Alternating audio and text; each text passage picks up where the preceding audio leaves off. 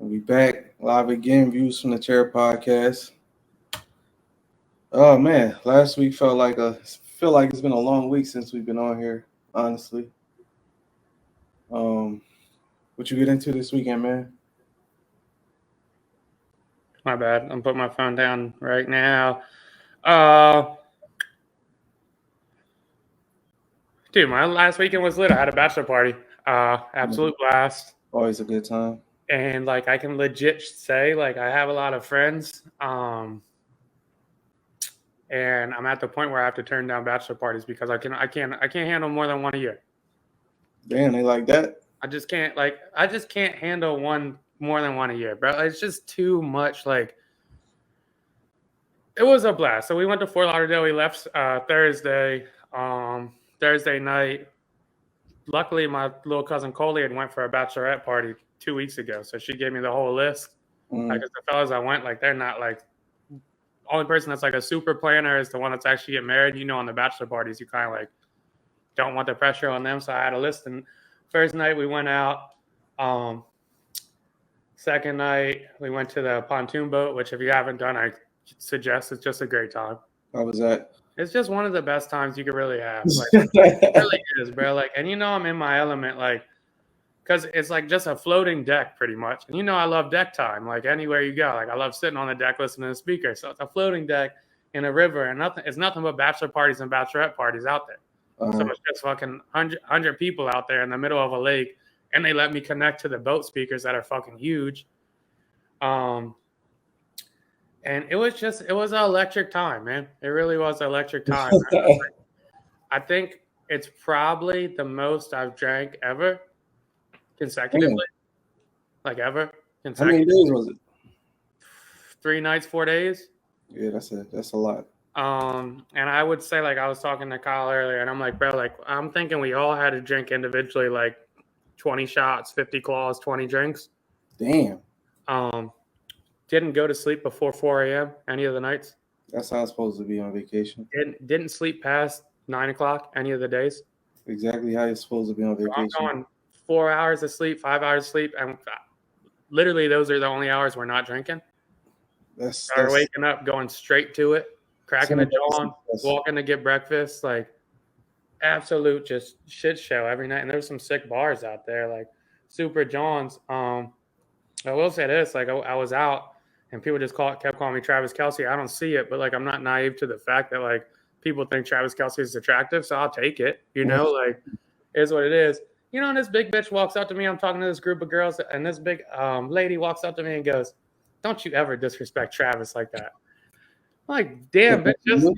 Yeah, because they was all calling me Travis. She's like, "Don't y'all ever disrespect Travis like that." Blah blah. I'm like, damn, bitch. Just because you block for him doesn't mean you can come over here and fucking chirp me. You can't make your neck. That's fucked up. Yeah, dog. Like, yeah, bitch. I didn't ask him to call me that. Shitting on your show. Yeah, shitting on my hype train, dog. Electric times all around. It just really was a good time, man. We just drank a lot. It's a lot of pool time, a lot of bar time, a lot of bouncing around, a lot of Ubers, a lot of fucking Ubers, a lot of Ubers. Spent a ridiculous amount of money. I should really settle down on spending money. I'm going a little nuts this year. But you know how like it's some groups of friends that are like say me and you, like we're drinking to go out, right? Yeah. Like we're planning on going somewhere, we're pre-gaming it, like let's get a little banged up and then we're gonna hit the club or the hookah joint or whatever. Like this is one of my group of friends that's like drinking to drink, and then wherever we fall, we fall. That's where it happens, yeah. So we got shit faced. I put the Andrew Schultz stand up for one of the Johns, and like that's how electric stand up. Yeah. To the point that there's 9 of us just all pre-gaming, watching a stand up, not saying words. That's funny. Like just going crazy.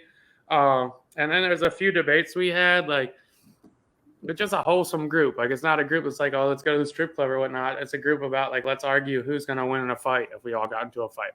Okay. So now it's bachelor parties. Yeah, it's 3:30 in the morning on the first night, and me and Kyle are arguing about who's gonna win in a fight. And I'm like, yeah, you really think you could beat me up, bro? Like I got like a foot on you. Like it's not a shot. Well, I'll shoot the legs, bro. I'll shoot the leg. I'm like, no, you fucking So won't. y'all talk strategy and everything. Oh, yeah, we're breaking down what would happen. I'm like, yeah, it's not. Like, you're going to shoot the legs, I'm going to punch you on the back of the head. Right off the rip. Like, it's not going to happen. Then we get into an argument about beach volleyball.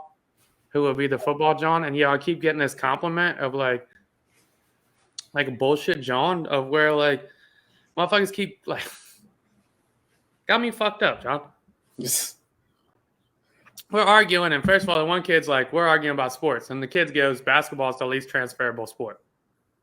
As far as what, like into other sports, and I'm like, I completely disagree. I completely disagree. Like, I feel like if you're good at basketball, you can almost transfer to any sport except for maybe baseball. Baseball, that's it. Right. So he's like you, man, you're probably good at basketball. Like, I haven't seen you play, but you're solid, I'm sure. But your golf swing looks bad, and like, I wouldn't like you. You're not an athlete to me. I'm like, yo, what the fuck is going on here? It's not underhanded comment. What the fuck is going on here? And like, Kyle comes in, he's like, no, he's a surprising athlete, man. And I'm like, yo, what the fuck does surprising athlete mean? So you getting like the white running quarterback? Yeah, I'm getting the racist John, right? So I call I call Shane because they all know Shane. I call Shane for backup, and Shane goes, nah, bro, honestly, like, Dill's deceivingly fast. I'm like, yo. Yeah, you getting the white quarterback stereotype. Like, dog, what the fuck? But that was pretty much like, we bounced around to a lot of cool bars and shit. Me and Collar like the dancers of the group, so I get a little drunk and start hitting my bop and shit. This kid goes, like, for example, Shaq was dominant, but you wouldn't call him coordinated. I'm like, who the fuck wouldn't call Shaq coordinated? Yeah. Who wouldn't call it? He was 7'2", doing fucking shoulder shimmies, grabbing off the board, dribbling behind his back, and banging when he was in Orlando. Yeah, I don't know anybody that would know what coordinated means that would say that. Bro, he is dying on that hill, too. Like, we're shouting in the bar at 2 a.m. at this point. Yeah. Shouting about it. You can't let him get that shit off. Nah, it was ridiculous. Shout out to the Pedialyte patches. But by the time Sunday rolled around, and I think I had to combine, like, I don't know, 12 hours of sleep on the fourth day. I've never felt more defeated body-wise. I mean, it sounded like a damn success. Oh, we had a blast. Sounded like a successful weekend, man. It was 100% a good weekend, man. What you get into besides for losing me money at a kid's game? Lost money for you at a kid's game. That was interesting. Yep. Probably the only loss where I was like, I don't know what to do here ever in my life. Like, all right, this is awkward. We're just getting smoked. Yeah, it's like, okay, what the fuck do we do now? But yeah, Saturday, that was Sunday. But Saturday, I want to say I watched the Lakers, and then I watched the Lakers and watched the Davis Garcia fight at the same time. Nice. Y'all tuned into the fight while y'all was out there? Yeah, shout out to TikTok, man. We were on the Uber on the way, and somebody was like, "Yeah, here's the TikTok link," and we're like 7 deep in an Uber XL, just all watching the Davis Garcia fight on the way to the bar. Yeah, I was kind of disappointed because my link site kind of let me down. They put TikTok, up like 5 links, and it was a dub. But just as you said, I was at work one day, and they was talking about they watched their pay-per-views on TikTok. I'm like, get the fuck out of here. So, lo and behold, my link kept going out. I'm like, fuck it, let me make a TikTok real quick. Mm-hmm. Made a TikTok, linked that shit to my Facebook. Didn't feel like doing all the bullshit because I know I'm going to delete it right after. And there's the fight. And I'm like, oh shit, this shit is crazy. Like, this shit really right here. Somebody's just streaming it. Yeah, and it wasn't getting taken down. It wasn't no hiccups in it. I'm like, this is some wild shit. So shit, shout out to TikTok for that. What do you think about the fight though? From what I watched, it was good. I mean, like, I thought I was kind of in a conundrum, right? Because Ryan Garcia's from Philly. Mm-hmm. Is he? I'm pretty sure he's from Philly. I already know that. Am I wrong? I think you're wrong. He don't seem Philly. He seemed West Coast. Yeah, I thought he's from Philly now. I'm thinking about it. Yeah, I'm thinking it might be what's his name. I'm thinking another Spanish fella. I'm racist. You're right. Lost something in California. So anyway, I was rooting for Tank. Mm-hmm. I knew he was smaller, but there's just something about like he's got that irrational confidence. Who, Tank? Yeah, that you just kind of like want to root for. Yeah, like you're 5'4" and you're just talking like, and it's like that arrogant, like smug, like. There's a lot of Mayweather in him. Yeah, it's kind of just like a laugh. Like, yeah, you guys really think like there's a shot here? Like his last fight when he was fighting the Rolly fella, he's kind of like, bro, you can't even talk. Right. Right. Shut the fuck up. You think you're gonna beat me, bro? You can barely get your words out. Like, what are we talking about here? Right. But yeah, I thought it was electric, man. I guess I know boxing fans said it was a little bit of a disappointment or whatnot, but like when somebody gets dropped, I like to see drops, and when somebody gets punched in their side so hard they bleed out of their face. Yeah. I think that's fire. And that was the thing for me. I seen the knockdown in the second round, and I'm like, damn, yeah, he's not standing a chance. And then, like you said, he was getting his shit off. Once Tank seen the opening, struck him in his body. And yeah, once I said, is that motherfucker bleeding from the nose off a body shot? It's kind of like you might die if you get up. So I was kind of shocked at the backlash he was getting. Everybody saying, oh, he gave up, he didn't get back up, blah, blah, blah. I'm like, I don't bleed it. This motherfucker was bleeding out his nose from a body shot. It was like, nah, that was from the second round. I'm like, this motherfucker wasn't bleeding the whole fight. That was crazy. So once I seen that, I'm like, oh yeah, he's done. Who's is it Devin Haney? Yeah. And everyone keeps saying he wouldn't have a shot against. Who wouldn't have a shot against? That's what everybody was saying on my bachelor party. Tank? Yeah. Nah, it's the reason that he fought Ryan Garcia before he fought him. Nah, that's not happening. And he still got to beat Shakur Stevenson. So, yeah, Tank is in a class of his own right now, and I don't see. I'm not the biggest boxing fan, but I don't see nobody really contending with. He's a small, solid dude. Like he's not no. It's hard to hit that small. Guy. Yeah, you know, he's compact. Like it's like it's not that much to guard. It's like it's like the baseball players with the small strike zone. He's like a a huskier version of Floyd for real. Maybe not as fast. Maybe defense ain't as good, but in terms of size, he's damn near Floyd's size, but bigger, and it's kind of scary because he's probably maybe more powerful than Floyd was. Why the chuckles? I'm just thinking of bachelor party shit is like, yo, like what's worse, the subtle jokes or the outright jokes? What's worse? Yeah, like what hits you harder, right? Like what's a little funnier? The funnier one is definitely the subtle jokes. The subtle jokes are fire, right? Yeah. Gotta go subtle, because then people gotta catch it. Yeah, like if you don't catch it, then you can just laugh to yourself like they ain't even catch that shit. Like one of my mans is thinning on the scalp a little bit, right? So me and Kyle are in the pool. He hops in the pool, right? And he sprays. He does the little like suntan lotion shit. And Kyle goes, "Yeah, don't forget your scalp." Oh, that's fucked up. That's fucked up. See, that's funny, but that's fucked up. Like you hitting a sensitive topic right there. You gonna make that man wear a swimming cap. Like y'all right at this. That's fucked up. My man's caught it right away and was like, dog. That's a little hurt piece right there. Just funny as shit. What was it, Danny Garcia that I'm thinking of? Danny Swift? That used to be in all Meeks videos. Yeah, that's the Philly guy you was probably thinking about. Yeah, okay. Yeah. There we go. Yeah, that was fun. The fight was cool, whatnot. All right, where do you want to go after that? Shit. I mean, I feel like a couple things happened this week. We could get into the politics shits. Let's hear it. Don Lemon and Tucker Carlson fired same day. I don't know the reason for Don Lemon. I can only speculate on the reason for Tucker Carlson, and I'm guessing that big ass lawsuit they just lost, because it seemed like he thought he would be back Monday, and Fox News had different plans for him. And it's kind of crazy because he had one of, if not the biggest show in the country. I think he had the highest ratings. So I read up mostly on the Tucker shit. I just Googled the Don shit. I know Tucker had some kickback because that lawsuit exposed his personal texts. Okay. He was saying some unfavorable things about upper management at Fox. Now, I think we talked about it a little bit last week, but he was pretty much saying like, "Yo, all this shit's a fraud." Another thing was he didn't fuck with Trump at all. Wasn't a fan of Trump.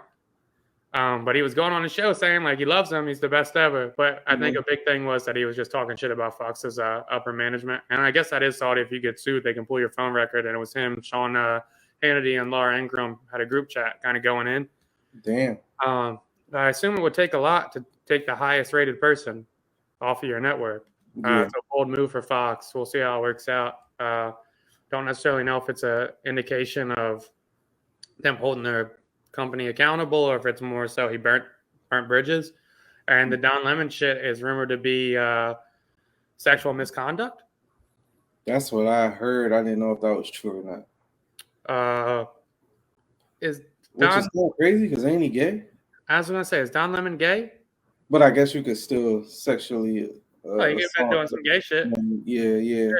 Unwanted flirts, and I guess he's smacking interns' asses and shit. And that's not what he was, but he could have been. Who knows? Yeah. But surprising on both, because I think they've both been with each company for like 15 plus years. Yeah, I think more so that Tucker one was super shocking, considering the fact that was probably one of the main reasons people even tuned into Fox News. I seen the backlash they was getting overdone with Fox, blah blah. Like you said, we'll see what happens. I don't know how faithful people are to news shows, but I don't see where else they would turn unless they go to the internet. And if they go to the internet, if Tucker goes to the internet, I'm sure he can make a killing. I was thinking Don and Tucker need to just start their own show and just debate like Skip and Shannon or skipping Stephen A. And I think that would shatter records, honestly. Yeah, you know what's funny about that? I actually had that same thought process, so I guess that's why we're best buds. But I worked at a conservative radio station when I was in college. I interned there, country station and conservative talk. And before it was Tucker, it was Glenn Beck. So I feel like as long as you regurgitate those kind of like fear-mongering type Johns, like you can replace that on Fox just because it's such a, and I'm sure he has his own fan base. But I think it would be interesting if they could get on the John and do, I forget what station it was on, but they did like the Spin Zone. Mm-hmm. Somebody, I remember Jon Stewart was on it, and they'd argue it would be two different sides. I don't know how much they would get off, though. I think they could get, like I said, I think that would make for amazing, just as far from a television. I don't know how healthy it would be for the country, but from an entertainment standpoint, the way Skip and Shannon go at it and people tune in every day to watch them motherfuckers argue, I couldn't imagine that shit taken to a political standpoint because I feel like it would be 10 times crazier and more passion behind it. And the guests they would have would be even crazier because they would want to get their shit off. And I did just look it up. Don Lemon came out as gay in 2011. Yeah. I always liked Don, though. Yeah, I never was really a fan. Yeah, I like the New York. He was playing his card a little too hard sometimes. Yeah, fair enough. That's for you to say, not for me. Where else do you want to go? Moving fast through these topics. Yeah, I mean, if you want to expound on it, I really don't have too much to say on it because it hasn't really came out why they got fired. That's the thing. All we can do at this point is speculate. But to keep it political, Joe Biden, for whatever reason, him and his administration decide to run again. I don't know if that's the smartest idea, but also I don't see any Republican candidates making any noise. Did you see the video of DeSantis this weekend where they was like, see, this is why you don't fuck with these guys, because they were basically calling him a weirdo. I haven't seen that yet, but to pivot back, is there any, I guess at this point, there's no network. I guess there's no star too big for a network, and then there's no network too big for a star, because it's not like Fox or CNN can't replace Don or Tucker. But it's also like, if they started their own virtual shit, I'm sure they could get millions of views as well. I think there is, and I think Tucker was too big for Fox. I don't feel like the shit that he say, lies or not, is healthy for a regular cable show, because you see what happens. They get sued for a shit ton of money, almost $1 billion, and have to settle. So in terms of Tucker, I think he was. Don Lemon, I don't really got any, I can't think of no, I don't watch faithfully, but I can't think of no Don Lemon moments that's like, oh my gosh, that was amazing television, or that was a captivating take, other than him getting drunk on New Year's. I feel like that's what he's known for to the masses that don't. I guess that's fair enough. I would say it's kind of interesting because I was reading up on that, and only 1 out of the 20 things that were in that lawsuit came from Tucker Carlson. Damn. So it couldn't be that was the reason he got out of there, unless it was the out of text. It was probably text, and I feel like Fox probably needed a scapegoat as well. Like, okay, well, this was the guy that was spewing the message that this shit was fake, blah blah, knowing that it wasn't. So the corporate guy is always gonna cover their ass for the worker. So I mean, in that case, that's exactly what that shit looked like. Like, okay, we gotta make some big change. Yeah, now that we got dished out all this fucking money, so here you go. I'm trying to think of what situation has the main guy of a station just had to get out of there, and in a weekend's notice at that. I can't think of it. The biggest change I think I could remember probably would be the 106 and Park change, and I don't even think that compares to AJ and Free change because that shit was like, what the fuck? Like y'all about to get rid of AJ and Free? Like, we grew up on these motherfuckers, and y'all just about to switch this shit? Other than that, I don't. Or maybe Simon leaving American Idol, going to another show. Forgot about that. That was kind of crazy. Like, I thought this was Simon's show, but in terms of news, I can't think of nothing. Yeah, freestyling on media shit. The only thing I could really think that would super damage a large program is if Charlamagne left the Breakfast Club. Because we saw Angela Yee leave, and it hasn't really hit anything. No. At all. No. And now I've got to spin off. It got bigger. Yeah, I've got to spin off from this now. But like, if Charlamagne left, I feel like that would go pretty quick. Yeah. And you can see where they're at. Just getting the BET. The BET VH1 one. Now they're on BET every morning, which is kind of crazy. And VH1. Yeah, that's fire. I mean, you on multiple channels at the same time? That's kind of crazy.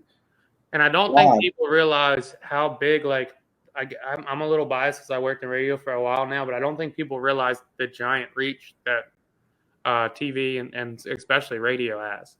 Yeah, I was listening to them $1 million worth of game. I watched it too. And they were saying they get 8 million listens a month. That's crazy. And you really compete with that? Like, that's crazy. I think he said they get 5 to 8 million downloads on their podcast as well. Yeah, insane. That's nuts. So yeah, like you said, if I could think off the top, I think it would probably be him leaving the Breakfast Club, maybe Stephen A leaving ESPN. Yeah. And maybe Skip or Shannon leaving Fox Sports. Yeah. Other than that, I mean, I'm not big in the TV world either, but or 50 Cent leaving Stars. If he just took all his shows off of Stars, that would be a little hurt piece. Yeah, I agree. Flip side of that, going into the $1 million game with the podcast we were talking about, were you surprised to hear Charlamagne say that Gillie and Wallo are the highest paid Black podcasters? And then to add another question onto that, or not another fact on that, I was listening to Academics, John, and the number they were alluding to, because Charlamagne was like, I'm not going to say it. Academics said he has the same agent as them. He said he didn't get it from his agent, but he said they walked away from $20 million. Yeah. That's a lot of money. That's a lot of money to be talking on a fucking microphone. Yeah. But I believe him. That's a lot of money to still own all your licenses. Yeah. And for whatever reason, I thought the number was 100. I think, well, they might have got more, but that was $20 million on the base. So it's very interesting to hear $20 million on the base. They still own the licensing. So pretty much that's basically an ad split for Barstool. Any ad you get will get some of this money. You'll get some of that money.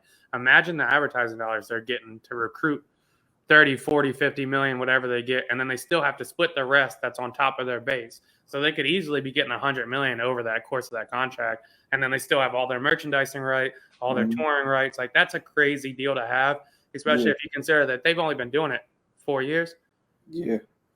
If that. It's wild to hear how Gillie was like, yeah. And like you said, you got to factor in us saying in the middle of our podcast, this episode is brought to you by so-and-so. Like, yeah, they raking it in. And then they got guest speakers coming on. I'm not sure. Speakers, I've listened to that months ago about the guest speakers. The guest speaker fees like 30 to 40,000. And that goes straight to get on there.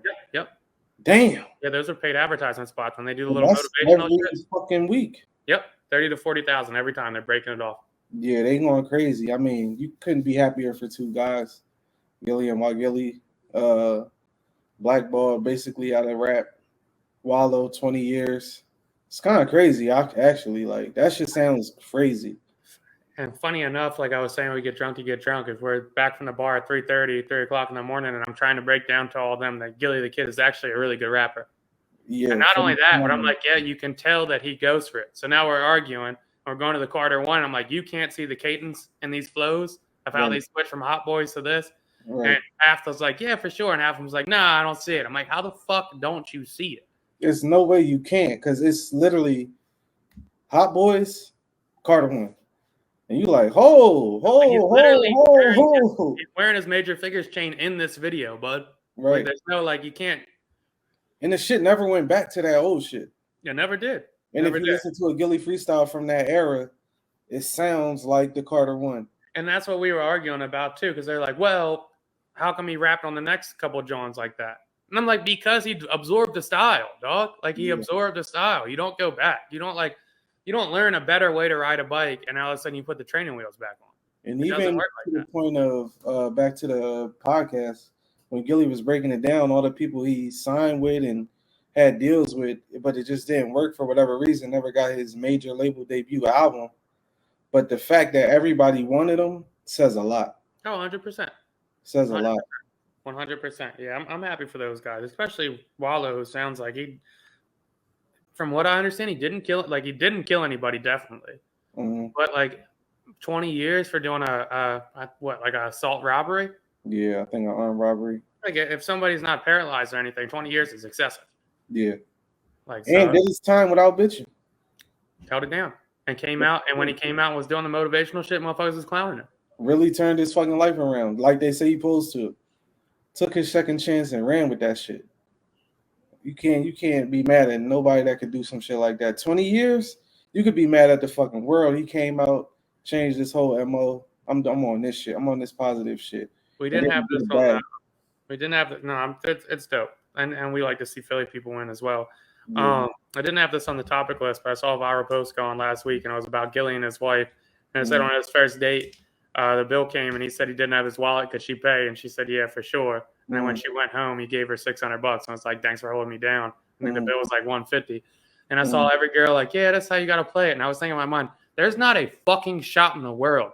Anybody I've been on a date with in the last 3 years would be like, yeah, you got it, and go on a second date with me ever. They wouldn't even ride home with me. They called the Uber. Like at that point, like wouldn't even be. I definitely asked my girl, because I seen the tweet too, and I'm like, what would you have done? She would have been like, I'd have paid it, but I'd have definitely told my friends like he made me pay. Like, yeah.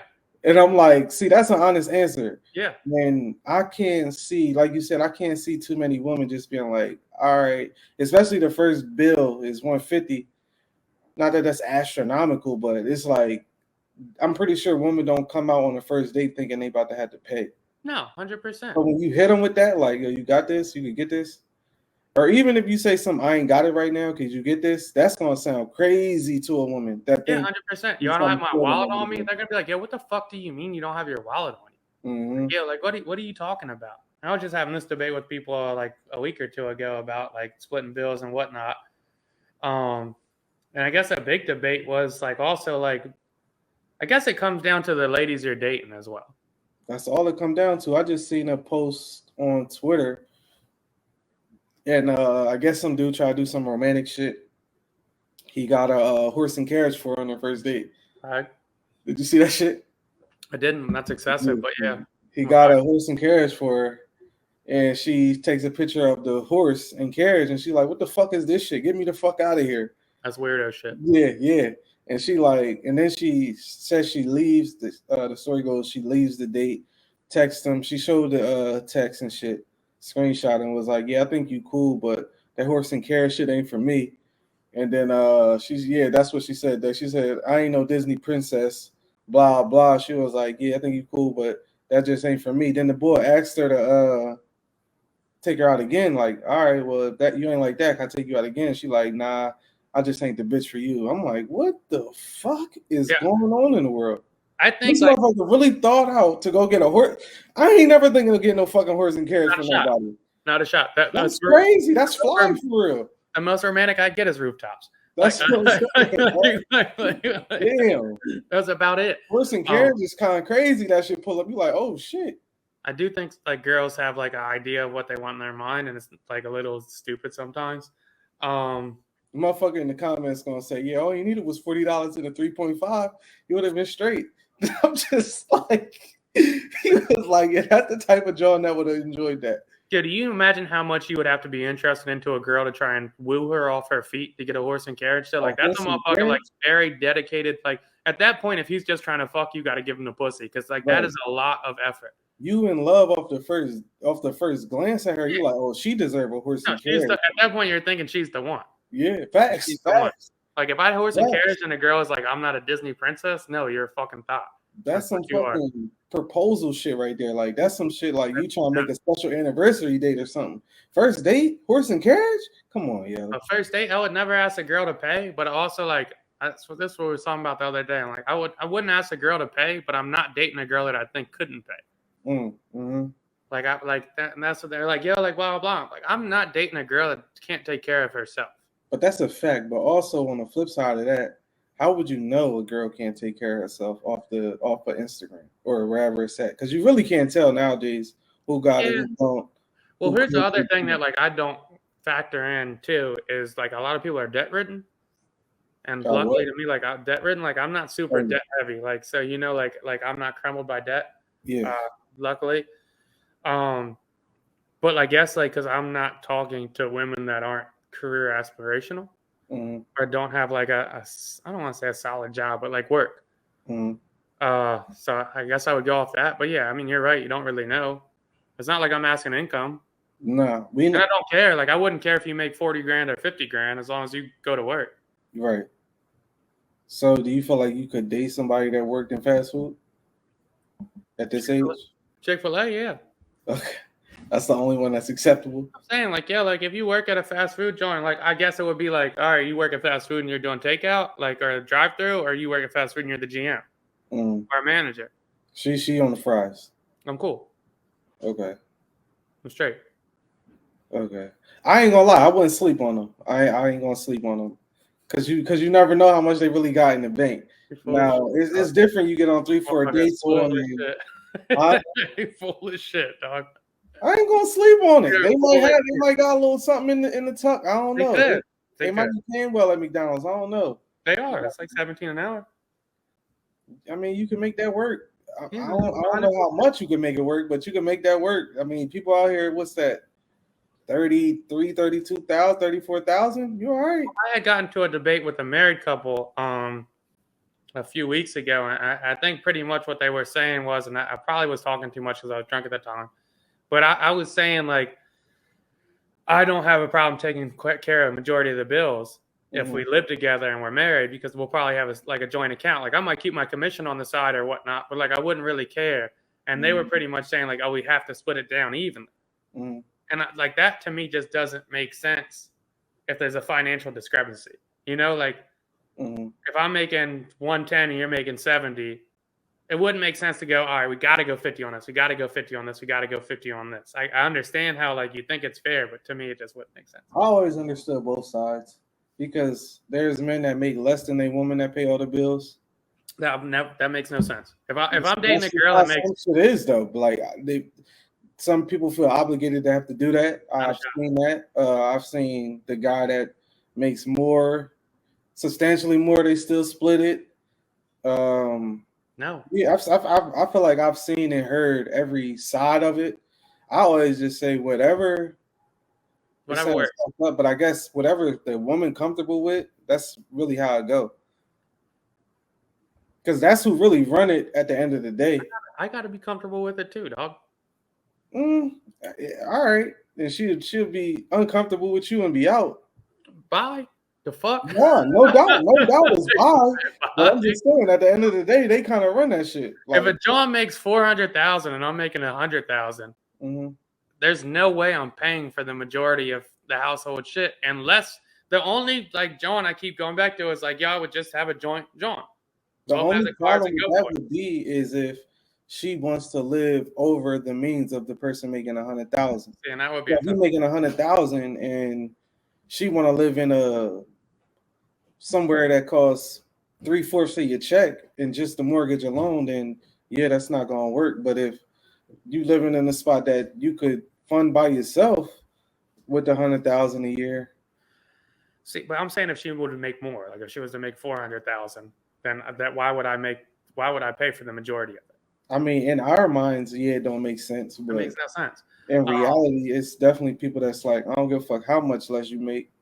That's your role. So, but I guess that was my argument, though. I'm like, yeah, I've lived by myself so long now, to where if a girl moved in with me, or if I'm living somewhere like if a girl moved in with me, I'd have to get a bigger spot. But if I live by myself already, I'm not gonna ask you to chip in for the most part. Like, I'm gonna ask you to chip in, but I'm not gonna ask you to split my rent. Like, you'll get the electric and the cable and shit, and that could be fine because that's already taking weight off of me. Yeah, but also maybe that person don't want to feel like a burden. Yeah, well, if she wants to split 50-50, I'm in.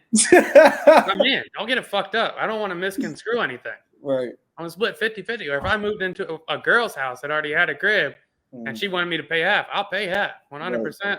Or I'll pay more than half. Even as men, we definitely got pride.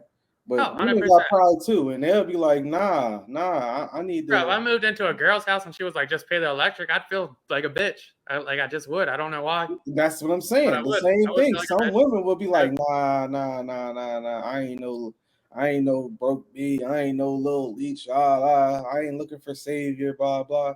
Like people got them feelings and shit. So I get both sides of that shit.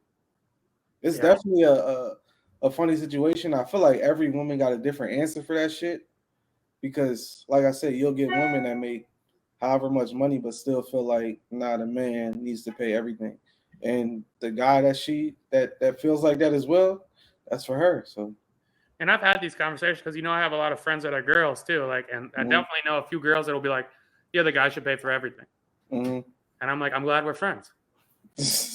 You said what? I'm glad we're friends because it's not a shot. Oh, because it wouldn't happen, yeah. Okay. Not a fucking shot in the world. Right. Not a shot in the world. So if somebody, your dream girl, comes up to you and that's her thing, you're not with it. My dream girl that's not my dream girl. Well, your dream girl physically. I don't really care about physically like that. Your dream girl physically, personality-wise, intellectually. That's a personality trait though. Because at that point, you'd have to be comfortable being dependent on somebody. And I'm attracted to independence. Okay. So you feel like if they feel like they want I want you to look at me as a crutch, but not a necessarily crutch. Like if you need my help, I'll help you. You get into a jam, I'll take care of you. It's like you're short on this, you lose your job, like I'll hold it down. But I don't want you to depend on me to take care of you. Okay, so we could get into a deeper topic on the same topic. Pregnancy comes and she like, okay, I don't want to work for a year. You with it? I'll hold it down. Yeah. Okay. 100%. I'll hold it down. I don't. Yeah. 100%. At that point, yes. Like I know people doing that, and I'm all in on that. If we can financially afford it without going into debt, yes. Right. And, like even if we can't financially afford it, and like you need to like be on bed rest or not stress and shit, we'll figure it out. Like at that point, like then you're kind of like day trading or doing side jobs or whatnot to figure it out. So yeah, at that point, that's a little different. All right, that makes more sense. I don't know how we got out there, but we filled up some time with that. Yeah, no, that was a good one, man. That was a good one. It's always interesting. We gotta get another woman on here one day. But I would want to hear a woman's take on that. I think it's very different depending on who the girl you're talking to is. And I think there is like would scare you off. About what? That conversation. It wouldn't scare. It's like there's no like I've had these conversations like how I am. I'm very transparent and like how I think and my thought process of it. And I don't think mine's far off to where it's like like if you were to move into me and I make more money than you, then I'll take care of 75% of the shit. I think that's only fair in my mind. If you don't think that's fair. Move in and they like, well, this is your house. If we move, I'll chip in, but you ask. Okay, well, you ask me to move in. Then how's it go? See, that's the exact debate I was just having too. I was like, because I rent now, if I had a house and it was my mortgage, I wouldn't expect you to pay anything to that. And even like in my rent, I'm just saying, like I would feel like you would want to help, so you could pay the electric, right, or the cable. Like that's only $200-$300. You comfortable bringing that conversation up, like, okay, so how we gonna split these bills, or the electric? It's a conversation we'd already had beforehand. Okay. Like we would already have that. Like if I move slow, so if we're at that point, we're completely like. So how fast do you ask that question? And that's a better question. How fast do you ask? How do you feel bills should be distributed? Well, luckily that's a hot topic these days. Yeah. So it comes up quick. Like I've had that on third, fourth dates. Okay. So like, luckily, just how it pans out, that's a hot topic that people are interested in, and I feel like it's fair. But I do think like, I'm a stats guy. I just don't think people realize like where we are at as far as average salaries, cost of living, so and so. Like it's very like, unless you're in the 95 percentile of income for a year, it's almost financially irresponsible to make one person pay for everything, unless you want to live very, not like poor, but unless you want to live very financially, like, I don't know, like frugal, I guess. Like, then that's fine. But I would rather you help out a little bit and we could take 3 vacations a year. Because I definitely know people that their wife is a stay-at-home wife and they handle everything. And I just be like God, damn, like everything on you. That's a lot. Yeah. And those points too, like if you're a stay-at-home wife and you've got 3 kids, then it makes sense financially because daycare costs a fucking grit. Yeah. Like it costs a grit. If the kids are in school. If the kids aren't in school, now if they are in school, yeah, I know how to clean and cook. So like,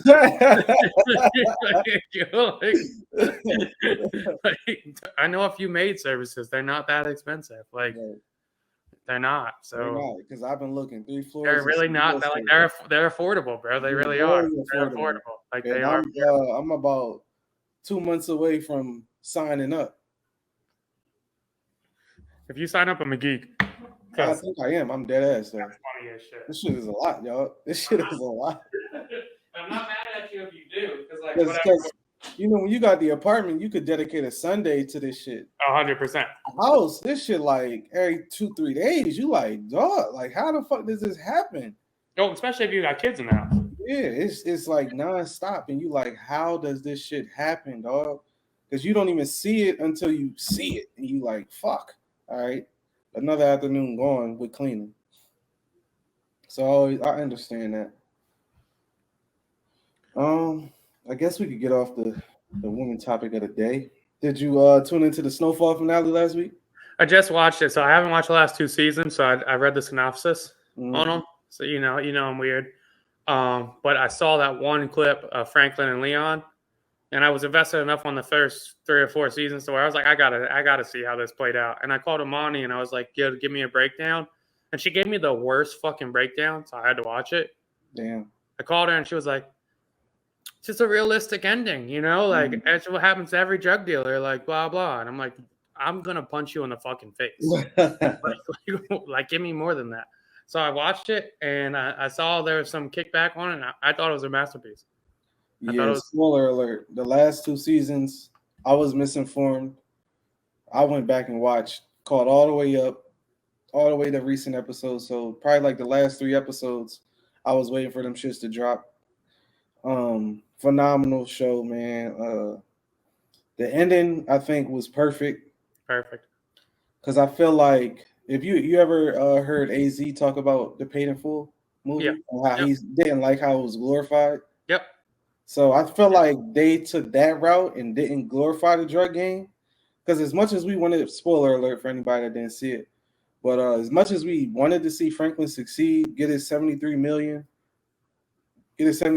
back, and then get his $35 million back, and how much we hated his mom after she shot the dude. Yeah, go ahead. That shit fucking sucked. But the reality was he got consumed with, I don't know if he got more consumed with power or money, but we seen it also become his downfall. And I think the biggest line of the final episode was him saying that he's free. Yeah. Like he ain't got to worry about none of this shit no more. Like, yeah, he became an alkie and he's now out on the street and he ain't got nobody. And I mean, he's still cracking jokes on his wife who was smoking crack, and Franklin was just like, "Fuck it, dog. Like I ain't got nothing to worry about. Ask him for $20." Yeah, I don't. After the episode before, when you realized he wasn't gonna get his money back, I don't see how else they could have ended it. And if they would have did some fugazi shit, like he found a new connect and he up $100 million, you would have been like, all right, dog, this is some bullshit ending. But to see the star go out like that, you like, damn. And like you can only feel for him. And on top of that, man, Damson Idris. Amazing, man. Because we seen him from the timid kid become a boss, see how he reacts in every situation, and to see how he took the downfall was kind of crazy. And he played that role to fucking perfection. And I like the fact that they deviated away from the Rick Ross story. I was gonna say that 100%. I love the fact they deviated away, didn't send him to jail or whatever it was, and he went out how he went out. And I would still be intrigued to see what the fuck happens to him, but yeah, it's a great show, man. Yeah, top of mind before I get into like my full breakdown on it. Like, you know what I really liked was when Leon came back from Africa. After I think it said 2 years later, 3 years later. Yeah. He comes back and it's like maybe I think it was 2 years later. Also, I like the John where they were walking through the muck and they were like, "Oh, they're shooting a movie out here." Yeah, and that was a little. Yeah, that was sick. Yeah. But I like that Leon walks up and was like, "Yo, anybody live here?" And there's a few kids, like probably like 18, 19. And first they check them, who you with, so and so. Like obviously they're running the block now. Right. So he's like, "Nah, I used to be around here, so and so." He's like, "Who lives there?" And they're like, "If you want to call motherfucker living, he's in there." Yeah. Like, yo, it's crazy how fast the streets move. Yeah. And that's realistic. 2 years ago, this motherfucker was the kingpin running everything, and he's down. And now the 18-year-old kids don't even know him. Right. Oh, he just lives there. It's a junkie. Yeah, who the fuck? Yeah, we don't I thought that was like, I'm like, wow, like I don't know if people will catch that, but that is a fucking very accurate thing. Like it's crazy how fast people don't care when you're done off the run. They don't. They just don't give a fuck. So I thought that was really dope. The only like hold up I had with it was like I don't necessarily know what Franklin's mom's intention was. Like I guess it was to get him to stop chasing money, but if you know the stopping chasing money is going to end up with him being an alcoholic junkie, then like what's the worst of two evils? I guess unless you think he's a monster that's going to keep killing people or whatnot. So like I at that point I don't know if I'd sacrifice myself to make him a piece of shit either way. Right. I love how Leon turned out. And he had a redemption arc and whatnot. I like that he got out of there. And it was just good acting. I mean, Dempson gets a lot of credit, but Leon played that shit perfect as well with his facial expressions and whatnot. Like showing up, you come back 2 years, you heard he's fucked up for sure by then. You see the eviction notice on the John for back taxes that already paid. And there's just a certain helplessness about that. Yeah. You're walking through, the dude's asking like, yo, like you there's a certain thing about being close with a junkie that you just don't understand until you're there. Yeah. And that like play it off, I'm cool thing was Dempson killed that. Yeah. Absolutely killed that. Dusty shirt, dusty pants, living in poverty. Oh, what's up, bro? I'm cracking jokes. You know, I'm fine. I'm fucking bitches so-and-so. Like, yo, you got $10? And the disappointment on Leon's face, like, fuck, man. He's really here. Like, it wasn't until that point. It wasn't the eviction notice. It wasn't the shit. It was, you don't have $10 to your fucking name to fix your fix. Yeah, bro, take a 20.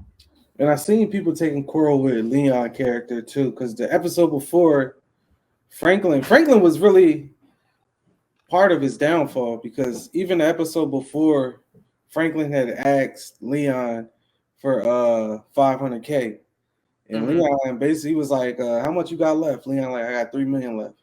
That was the last episode. That was. It was the beginning of the last episode, right? So that episode, he like, "How much you got left?" $3 million. I get 500. Blah. And you can see the crazy coming out. I think he took 500 from the episode before, and the last one he was like, "Yo, just give me the $3 million." And you could see before he was the destruction of Damson or Franklin's, where he's like, "I'll take it from you," and that's the mentality that he started to get. Like even with Louis, I don't know how much you've seen that season, but even with Louis, his aunt, and how she went behind his back, stole the plug, blah blah. Then he robs her, so it became, "I'm getting this shit by any means necessary." So I guess losing it all, it was freeing. I would have loved to see how he ultimately ended up, like to the point, like I want to know what was the moment that Franklin was like, "Man, fuck all this shit," because I'm pretty sure his name in the street held enough weight to where so he could go get another connect. He could have got from it. Yeah, he could have got another connect. That was probably the only unrealistic part about it is, yeah. He could have got anything on consignment. Anybody would have vouched for him. But also at the same time, I'm saying that everybody also turned their back on him. So it was definitely an interesting thing because as many people as he helped and put in the game, like what he was saying to Louis, like, I'm the reason you living like this. I'm the reason you got everything you got, blah, blah. And they still don't give a fuck. It just goes to show, like, at the end of the day, when people don't need you no more, they done with you. Yeah, I mean, I think all of it was dope, man. I really like dived in on the Reddit shit on the feedback, and I was surprised that some people didn't like it because, like, I think fairy tale endings, man. Yeah, I was gonna say, I guess here's the flip side of it. A lot of people that watch it aren't familiar with that situation, and the realistic John about it is like we all know drug dealers, a lot of them, and we very few end up like Leon. Very few end up like Leon. To the point where they have it all saved, to the point where they can go do whatever they want to do. In Africa for 2 years and come back and own a. Don't have somebody chasing them. Don't have somebody wanting to kill them. Can still walk through their old neighborhood without any problems, even though he still got checked. It's still like, yeah, this is probably the most accurate drug show. The Wire was pretty accurate as well. I can't find The Wire. Marlo did make it out. Marlo did keep it moving. But as far as turning boss to down bad, this was probably the first one that actually portrayed that. It was beautifully accurate, man. Like down to the last scene where Franklin gets that moment of clarity that he lets you know, I remember. Buddy, you are my best friend. And I'm happy that you're doing what I know what's happening here. I'm happy you're doing your thing. And the helplessness from Leon, like, yo, bro, I really came down here to offer you this job. I want you to come down here and like work with me in my nonprofit. Like, you got something to offer. Obviously, you're looking at the guy. You know he can't fucking work at a nonprofit. You know he can't. Right. You already know he can't. To John, like, yo, like the self-awareness of he's yelling his name, like, bro, come back. Right. Just say, come back. Like, I'm gonna help you. I'll pay the back taxes. They can't take your house. Like, we've been through too much to where Franklin knows enough to where it's like, this is my piece. As fucked up as it is, this is my piece. Out of all this shit, this is how it ends. I can't put any more weight on you. Can't put any more weight on my family. And now I'm a hobo. Yep. After being up hundreds of millions of dollars. Like you said, I was happy they didn't make him go to the feds and end up like Freeway Rick Ross. Right.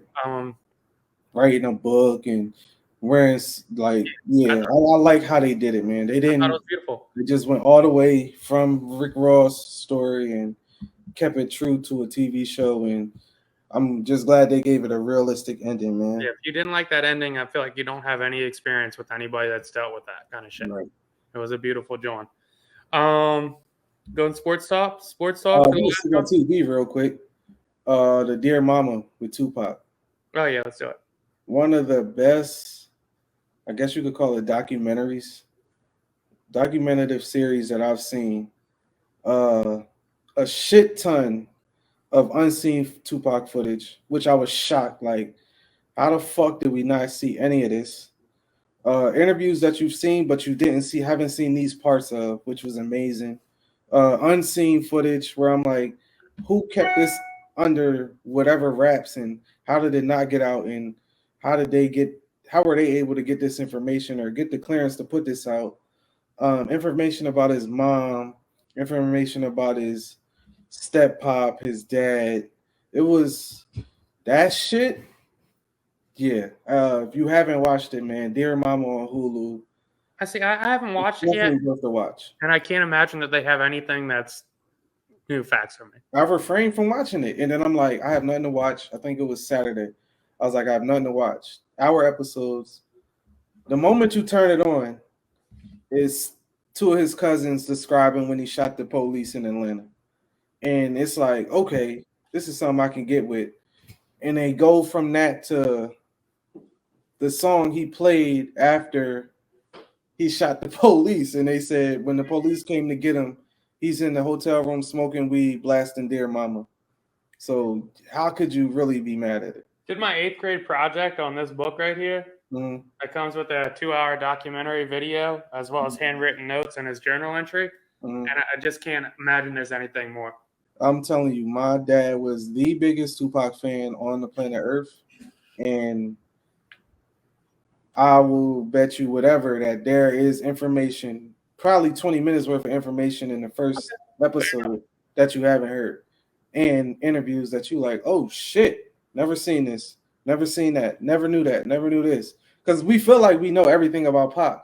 Like I always say, it's only two things that I'll say that I'm like, those is worth watching. That's in regards to Tupac and isn't regurgitated information. And that's Tupac Resurrections, the one where they got him. He's narrating the whole thing. Yeah. And then, damn, what's the other one? And then the Unsolved show with him and Biggie on Netflix, fire. But other than that, the movie, all the other documentaries, I'm like, I've heard this, I've seen this. You'll watch it just because we're fans of Tupac and he's just a legacy act. But this shit right here was definitely a game changer. And it's only 2 episodes in so far, but I'm like, how is this going to be only 5 episodes? Because it's good. And I haven't watched it, but the gist of it makes it sound like it's more focused on his mom. That's what I thought. And then you get into it, and it's both of them. It's her and it's him. And because she has a very interesting story as well. So does his stepdad. Yeah, and that's what I'm saying. It's information that you don't know. And you like, oh shit, she did this, she did that. Now, of course, everybody knows the story that she beat her case by herself, but there's also information behind that. And you like, damn, that shit is crazy. And even to think that he was only 25 is still that's the wild, like mind-boggling shit. And I guess like his mom and his parents or whatnot kind of reinforced why he was so mature at his age. Mm-hmm. But now that you know all that, or you're watching that, does it make you look any different at him? Yeah. Yeah, because right? I feel like he had a different calling, but I feel like rap chose him. Yeah. So the way they put it, I don't want to spoil it all for you, and I can't remember if it's the first or second episode, but he was supposed to be the next leader of the Black Panthers. And he just happened it was either that or blow up in rap, and he just blew up. And it was like, this should just get pushed to the back burner. He still preaches it at times, but it's like, damn, what would Pac have been if he would have just been the next Black Panther leader? What would that have looked like? Yeah, it would have been crazy. Tupac's an interesting dude, man. All the way through. Super interesting, because you look at it and you go, like, I guess like we're to an aspect we're saying it's wild what all of he's accomplished, his thought process, how deaf he was, but I think obviously a big reason he died was the immaturity aspect of. I think he fell in love with the character of what he was portraying at the time. And I don't necessarily know if it was like a fake John, because a lot of people go, he wasn't that, it wasn't this, because he obviously was doing some shit. Right. But I think like the kind of rebellious side, and that could have been to the Black Panther aspect of it, is that he just fell in love with the rebellion of it, and then he fell in love with the fuck you. And that was one of the clips I haven't seen in the show. They got a clip where he's like, yeah, he took it back to astrology. What is it? Astrology. And he was like, I'm a Gemini, so I know better, but sometimes I just do the other thing. And it basically went to his last night alive, or I ain't gonna say alive, but last night conscious, and how he just made a bad decision and it just cost him his fucking life. And it's like, damn, what could have fucking been? Because he talking about, I want to start getting more into acting, blah, blah. I'm trying to get off of this shit, trying to make better decisions. Like, he's really maturing, and then, but still knowing the outcome of Pac's life, it's like, damn, like, we got robbed of what could have been 100%. Dogg times 10,000. Like, it could have been that's why crazy. you watch who you're around or who you keep around, because you fall in love with the reassurance aspect of life. To where if you do certain shit and there's 20 people around you telling you how dope it is that you're doing this, or this is how you're being the realest person alive, when in reality a lot of his more motivational tracks was the shit that kept him around for the last 20, 30 years. And acting wise, I mean, unreal talent. And unreal talent. The last things I'll say on it is this documentary, I'll say, is the most humanizing documentary for Pac. Like, I don't think any other documentary show, person talking, ever humanized him the way this does, and shows that he's a person with flaws. And that this shit really just comes down to decisions being made. Because I ain't gonna spoil it for everybody. Go watch it. We'll probably talk about it next week after the next episode drop. Because if it's anything like the first two, I'm sure it'll be phenomenal and also filled with more information. But man, this shit, as a fan of rap and a fan of Pac, somebody I grew up on, yeah, this shit was fucking amazing. And for the flip side of it, we do the Biggie and Tupac argument a lot. Once you get to know the person Tupac was and how introspective he was in different levels, you kind of fall in love with the person, and then you appreciate the art a little bit more. Yeah, I mean, like I said, I was raised to be a Tupac guy, but in terms of rapping, I will always say Biggie was a better rapper. I'm not gonna say Biggie was a better artist or a better speaker or a better whatever, but in terms of rapping ability, Biggie is the same way Jadakiss might be a better rapper than Drake. Right, yeah, it's the same thing. Yeah, not saying that he's like more, because I would say if I had the chance of meeting one of them, it would have been Pop. But if I wanted to hear another album from somebody, it probably would have been Big. I feel like Biggie would have been probably pretty cool to hit the bar with though as well. For sure, smoke some weed. Yeah, he probably would have been a fun time. How you geeking and yeah, Pac. I couldn't imagine that type of information you could soak up just from being around a guy like that. It's dope. I didn't think we were gonna run long, but let's run through some quick topics. We still have some. Like you alluded to earlier, Joe Biden announced that he's going to rerun. He did, man. It sucks. It sucks. I just had this debate at the Bachelor party, and they were kind of like, "Yo, Trump this, blah blah," and I said, "Biden's going to run again. The same exact thing's going to happen." And no, none of us are going to be happy either way. No, nobody's going to be happy. Both sides aren't going to be happy. It's kind of unfortunate. I get it because you don't want to just be like, all right, we need a new candidate. I'm pretty sure it's hard to find a new candidate for your party to run for the presidency. Two-party system. At the same time, it's like, what are we really doing? Like, we got a guy that people are asking for a cognitive test from to be our president. Like, if we at the point we need cognitive testing for a president, we probably got the wrong dude in the office. Like, if anytime somebody asks him a question and his publicist or whatever has to speak up and say, oh, he's not answering questions right now, we probably need a new president. I ain't the biggest political dude, but I could see that this ain't what we want/need right now in terms of leadership. With all the tension going on and all the bickering in the country, I don't feel like Biden brings people together. And not even that it's Biden's fault, but I just don't think he got the personality to be like, yo, let's fucking chill. Like, let's get this shit together. Let's be united as one.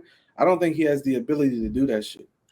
I had a really interesting conversation at the Bachelor party, and that's 8 people. It's all very different personalities. Everyone's kind of differently politically aligned.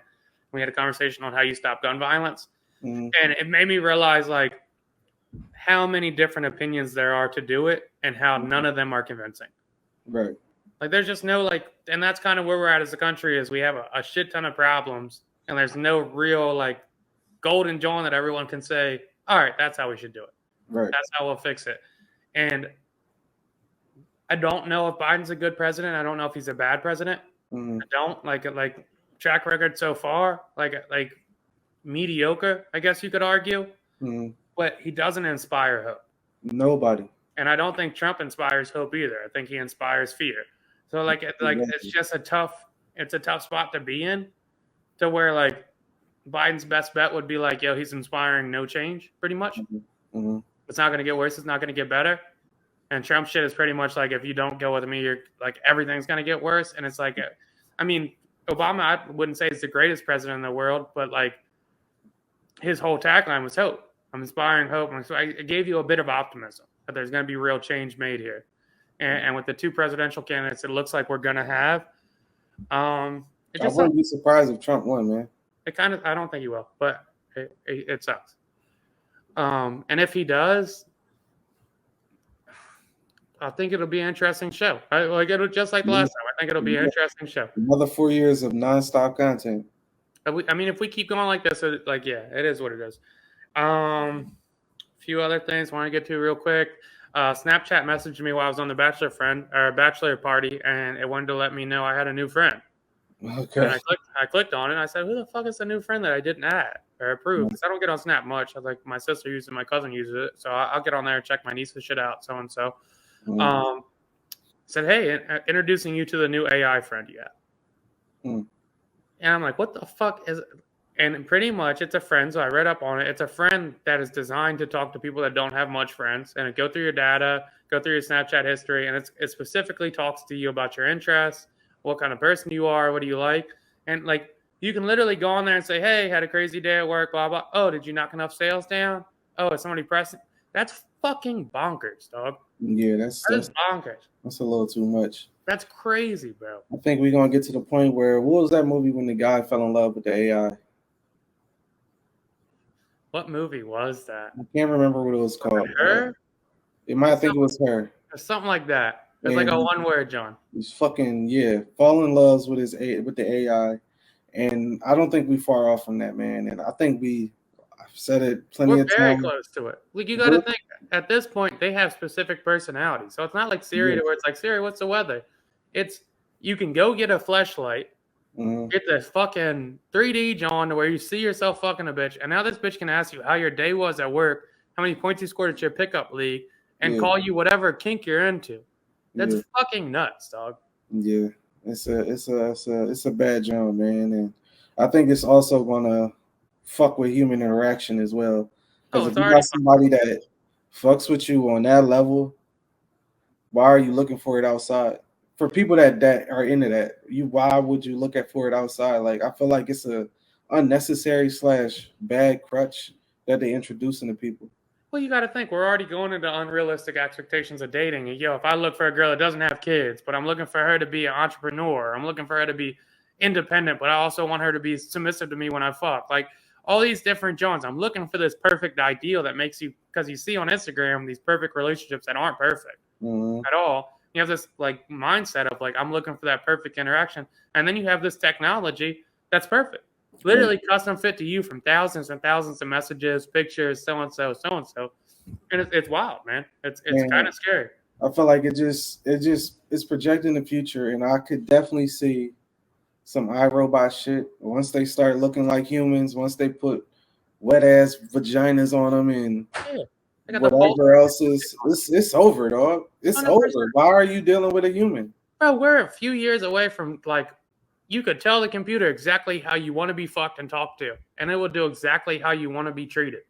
That's we probably about 15, 20 years from it, and it's coming. Yeah, it's scary. It's coming. I mean, even with the AI music that keeps coming out, like, they're pretty close to like listening to my playlist and then generating a song that appeals to my playlist. They just put out a new Drake one, and that's the third Drake banger on the AI. Crazy. And it's like, yo, this is getting out of hand. Nuts, man. It's nuts. It's scary. I don't like it. I don't know why we're doing it. We killing ourselves. I don't know why we're doing it. I read a book in 7th grade. It was about like mutually assured destruction, but it was about advancements in technology. And I think that's where we're at with it, is we're just going to keep advancing until we're at a point to where it's like, like the human race is the biggest threat to the human race. And I feel like we already too dependent on technology. Oh, we're fucked. Yeah. I mean, if Wi-Fi went out for a week, if the cell towers went out for a week, fuck Wi-Fi. If cell towers went out for a week, there's no internet. No internet for a week. Think about everything that runs off the internet in your fucking house. You wouldn't have cable. Bro. You wouldn't be able to get on the internet. Nothing. You wouldn't be able to make no calls. You wouldn't be able to find directions. You wouldn't. It's even work shit. You wouldn't be able to work, basically. No, 100% no. What could you do? I literally was. I challenged myself yesterday. I had to go into the office, and I'm like, I'm not going to use my GPS because I just need to know I could get it there. Because I was thinking in my head, I'm like, there's probably only 10 places I could go without a GPS right now. And that's fucking ridiculous. Or phone numbers? I don't have a fucking clue what people's phone numbers are, dog. You could bet me $1 million I could not tell you your phone number. And I probably had it in my phone for 12, 15 years. The only thing I know, I think yours is 293. Oh, you know my number, dog. I had it since 8th grade. I don't know the last 4, though. I just know when I used to see 293, all right, this deal. I was about to say it, but... Yeah. All I know is 293. I know the first 3 of people's phone numbers. Anybody that I communicate with in life now, I do not know the whole. Well, how long have you had your number? Since my first number. See, you and Bree have had the same numbers for years. I couldn't tell you the first 3 digits. I have no idea. I know my number. I know Tyree's house phone number because that was before cell phones. Right. I know Big Bill's number because it was his first number, and I know my mom's number. That's it. Yeah, I knew my mom's number till she changed it. I don't know it anymore. See? Yeah. When I was in. The shit is fucked up, man. We too dependent. We're too dependent. The last thing I want to go to random thoughts because just it's top of mind, but I think I'm ready to go with LeBron's to go. Damn, really? Yeah.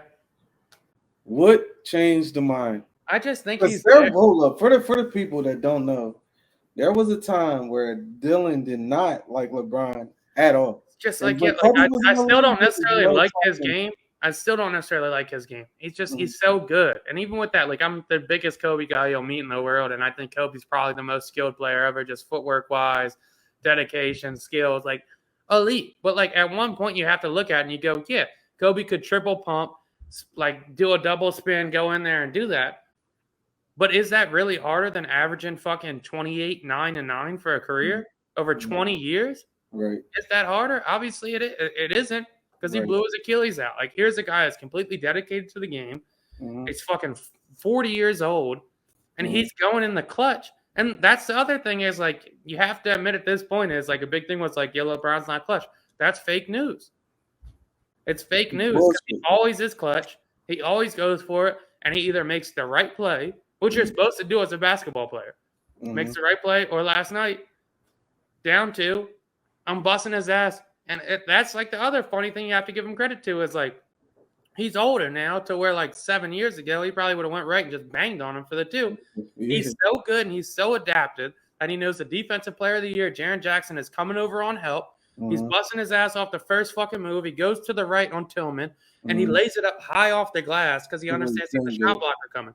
That is a different level of thinking in the last fucking 6 And then even before that, the point of Schroeder go here, AD go here. I know Jaren Jackson's going to help off you, AD. So I need you over there so he can't get to this shit.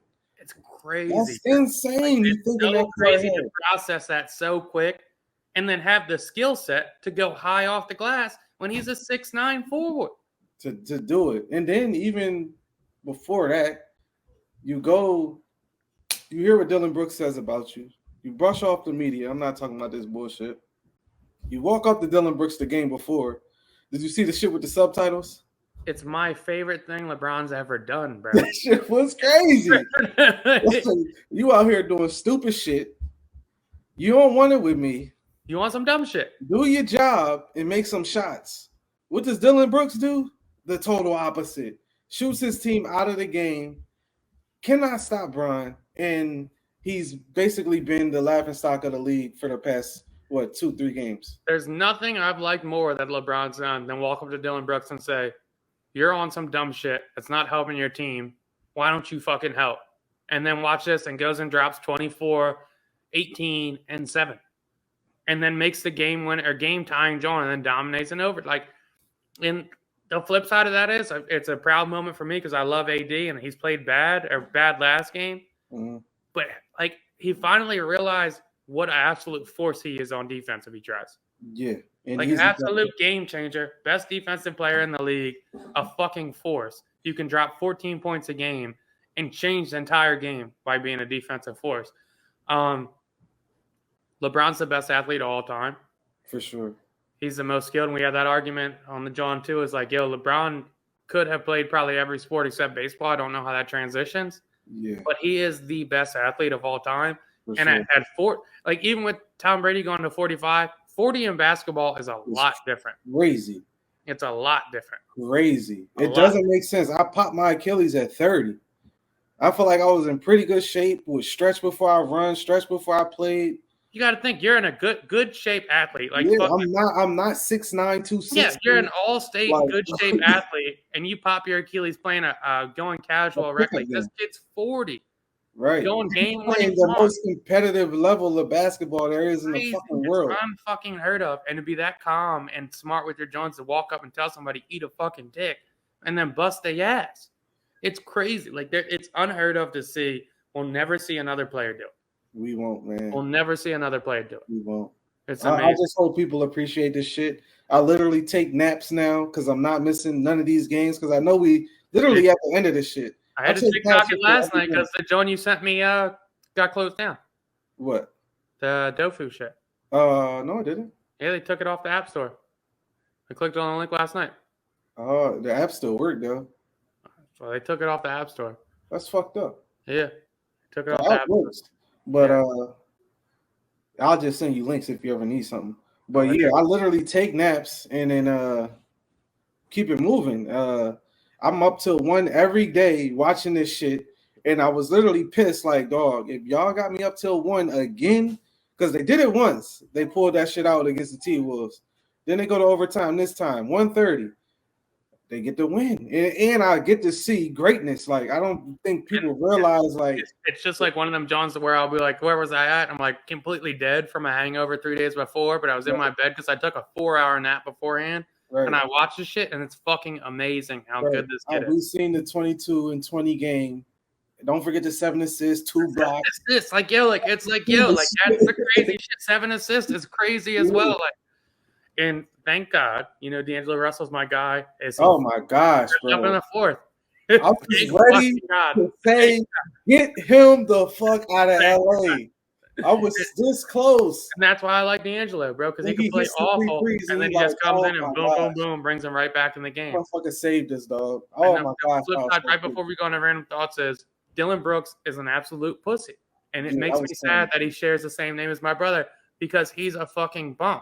That was fucking That's the most pussy shit I've seen in my life. You can't say I poke bears. He's never gave me 40, and then you skip media day. You act like that. If he runs down on you, you got to tell him fuck off. Like, it's just straight up to watch the post game because it's TNT. We love those guys. And Shaq says, "Well, 20 plus 20 is 40."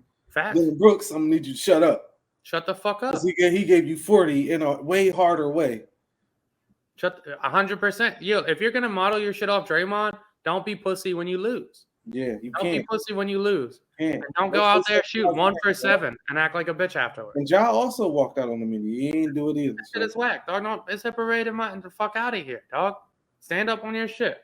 And I don't know if you've seen that Athletic article where they did all the player shit, but they asked them about the Grizzlies, and a lot of people said, "Man, Grizzlies, they just front runners. They talk shit when they up. They don't say shit when they down. They corny, blah blah." And that should just go to show, like, they'll pop all the shit in the world when they winning, but the second they start losing or shit ain't looking good for them, you don't hear a peep. It's the worst kind of basketball player. It's the worst kind of basketball player. If you're busting my ass, I'm talking shit until the last fucking point. The last second. And that would be respected. When I lose, I'm saying y'all got lucky. I'm busting your ass next game. And I'm going to keep trying. Go to the podium and say, they got to win 4 games. They got to win 4, just like fucking Ant Edwards said. It's not a best out of 3 or not a best out of 4. It's like you got to win 4. Right. That shit is whack. I did not like that. Yeah, that shit was ass, man. Random thoughts? Yeah, random thoughts. Usher proposed himself to be a halftime show. And I thought about it, and I feel like a Usher halftime show would be phenomenal. Electric. I know there's a lot of people that definitely deserve to have one. I'm not sure if Usher's necessarily on everybody's list to have one, but I do know with features and hits, he could get that shit done and have that shit rocking. And I feel like he has enough songs that everybody knows and could sing along all across the world. If you think, like, Usher's had a residency in Vegas for years now. If you think Usher wouldn't be an electric joint, like, I would go on the edge, and I don't think it's edge. Usher has a better catalog than Rihanna. I'll second that. Usher's been in the business since he was 16 years old, since we were little kids with hits after hits after hits. It's only been like the last 6 or 7 years that he really stopped being like out here. Yeah. Like, but he's had hits over hits over hits. And I promise you right now, if Usher comes out with fucking Love in This Club and then goes into Yeah. It's shutting the fucking Super Bowl down, dog. It's over. It's over. All he has to do is play Yeah just to get everybody into it. You can play the other shit. Maybe a certain demographic can sing it, but I feel like majority of people know those songs as well because it was pop, quote unquote pop at the time too. So I feel like people do know his other hits, but if he played Yeah alone, that's gonna shut the Super Bowl down. Shut the Super Bowl down. Yeah, I think people are sleeping on Usher. He's got hits on hits on hits, 100%. I'm looking at it now. He's got 18 top 10 hits, 9 number ones.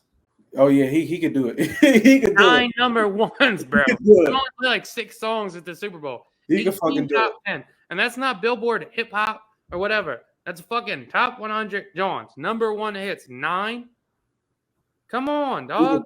He could do it. I'm curious what the 9 are, but he could do it. I could do it for you right now. Yeah, let's hear that. All right, let's go. Number 1. And he's got a quick number 2. You make me wanna. People forget about that shit because that's 97. Yeah. That's how long he's been out. 97. Number 1's Yeah. You Got a Bad, number 1. Burn, number 1. OMG, Will I Am, number 1. My Boo, number 1. Confessions Part 2, number 1. Loving This Club, number 1. You Remind Me, number 1. Come on, man. Nice and Slow, number 1. What are we talking about here? Yeah, what are we talking about here? On that Super Bowl stage, man. What are we talking about here? Crazy up there. And he gonna put on the show. It ain't like he gonna stand there. He gonna dance his ass off for everybody. Oh, he's gonna go crazy. Like people forget where Usher was at. Like he was the next coming of Michael Jackson before Chris Brown came around. Everyone was saying that. Yeah. 18 top 10s is nuts. Yeah, give him that shit, man. Come on, man. That's like, I would love to see that. If they wanted to give him like a partial stage and then like bring some other people in, more power to it. Be mad at it. Random thought is, I've had my first experience on the flight back when I was super hungover with turbulence, like real turbulence. Really? Like real turbulence. It's the scariest fucking thing in the world. Yeah. There's nothing more terrifying. No. Like, it's terrifying, dog. Like, I'm talking about the train, like the John drops a little bit. Mm-hmm. And you're like, what the fuck is going on? Yeah. Like, why am I hopping out of my seat? Right. I'm this high, and you're looking out the window like, I'm high as shit, If we crash, I'm dead. Like, you hit the fucking speed bump on the school bus. You out the seat. Yeah, I'm dead. Like, there's nothing I can do here. I can't brace. I can't anything. Like, I'm talking about like 5 minutes of turbulence to where I'm just like, 5 minutes is crazy. Is this going to get better? Are we gonna fucking crash? Like, this shit's shaking. Is a motor gonna fly out? Right. Like, what the fuck is it was the scariest shit, bro. I'm hands over my eyes, like fucking ready to cry. Nah, like, I can't believe this shit is happening. Yeah, bro, I'm claustrophobic anyway. I have anxiety. So I'm stuck on this shit. There's no control over anything. It's completely out of my hands. I'm sitting in a middle seat looking out the window like, we're gonna fucking die. Yeah, this shit. We're going to fucking die. I have no cell phone contact. Like, I'm done. There's nothing here I can do. I'm just hoping I'm in the back, and that's the best. Like, and I'm a stats guy. I'm in the back, so it's the best chance of survival. Hopefully, we don't get stuck in the ocean, because then I'm fucked. And then I'll have to dehydrate to death around a bunch of water. It's my worst fear to get stuck in the ocean because you literally dehydrate to death in a giant pond of water. Like, that's so scary. And that's my random thought. There's no worse death than a plane crash. Well, I haven't had the 5 minutes, but I've definitely felt the drop, and I felt the shaking last for about 30 seconds. And if you sit in silence for 30 seconds, you can appreciate time a little bit more. Nobody talked. And I'm sure it wasn't 5 minutes, John. I'm sure it wasn't 5 minutes. Right. It felt like 5. Right. I've definitely felt that. Like, it ain't like the drop you would think, like a hero. No. It's like that slow, like, It's a like slow jump. And you're kind of like, are the engines still working or are we gliding? Yeah. Are we slowly falling to our death right now? Because this shit is scary. Yeah. Oh my gosh. So, and like when you're hungover, oh shit. This is how I'm gonna die. I didn't even think of that. This is how I'm gonna die right now. That shit probably made it 10 times worse. It was the worst, bro. It was the worst. All right, man. We went long today. Thought we were gonna go short, but that's how it goes. Good episode, man. Until next time. Next time.